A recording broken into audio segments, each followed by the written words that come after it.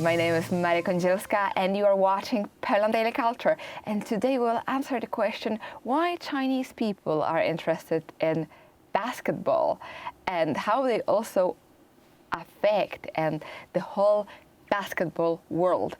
And this question will answer to us Stanisław Szufrajda, a co-author of a book, Business in a Chinese Way. Stanisław, thank you very much for coming to our studio. Thank you for the invitation. Stanisław, you are a co-author of this fascinating book, which tells us a lot about how to do business with Chinese people and why it usually doesn't work out. But your chapter is especially interesting because it tells us a little bit about sport and boycotts. And first of all, answer the question about what Chinese people, which are usually much shorter than the Europeans, have to do with basketball.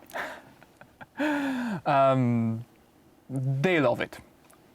They love basketball. It's becoming way more popular. NBA, the most famous basketball association worldwide, operates at Chinese markets since late 80s.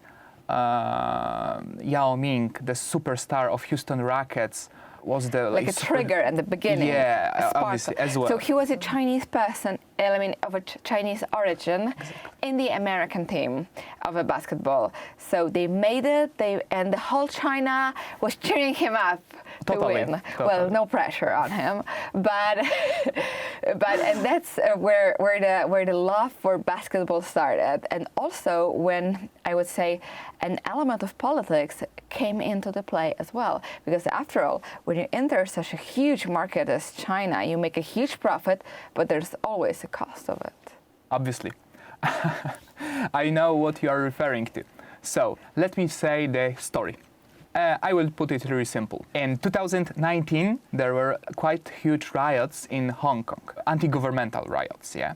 Mainland China wanted to integrate Hong Kong faster, that process to speed up. Hong Kongers opposed that and tried to keep their autonomy. So, yes, most of us remember the protest. Yeah, exactly. Massive. So the riots broke out. Many Western media supported Hong Kongese people. One of them, Daryl Morey, he was the chief executive of the Houston Rockets basketball team. David Morey, obviously. Sorry. Exactly. So he was working for NBA. Yes, one of their directors. Yeah, he was working for the one particular team, Houston Rockets. Yeah, and he posted on his private account on Twitter 7 words phrase with the graphic of the protest.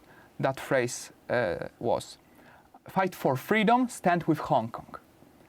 Fight for freedom, stand with Hong Kong. 7 words. 7 words which changed totally the face of Houston Rockets for sure.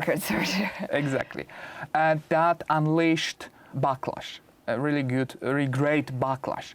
Chinese think about that act as the interference in their internal issues, So they react really profoundly. Two tech giants like Tencent and Alibaba seized the contracts and seized the cooperation with Houston Rockets.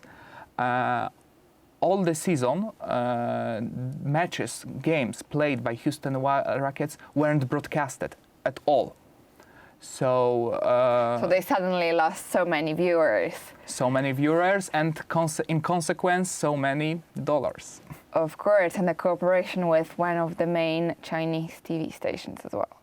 Exactly, yeah, and the streaming platform. So just one tweet, which was not even from a public account, but from a private account, so a private statement of one of the directors, of course, working for them, changed so totally the face of this sort of cooperation, and even for the whole basketball world, because it was not only the Houston Rockets which were affected, but the rest of the market as well. Yeah, exactly. It is worth to mention right now that the China is for the NBA second largest market and the first in terms of speed of the growth. So anything which happens there touches the NBA really directly. So eventually, it's really hard to predict how much money NBA lost, but obviously it was hundreds of millions. Well, I would say David Murray had few very difficult nights after this, but it's a fabulous example to show how this process of boycotts and how the Chinese market works, and also what Polish companies, if they want to enter this market, need to face and need to realize. And this is all in the book. Stanisław, thank you very much for telling all this to us, and I hope it was interesting for you, the viewers of Poland Daily Culture, and you can learn also from this example when you want to enter the Chinese market, which we, of course, encourage all of the Polish entrepreneurs to do, because after all, it's a huge market, but do it wisely. Thank you very much for watching our show.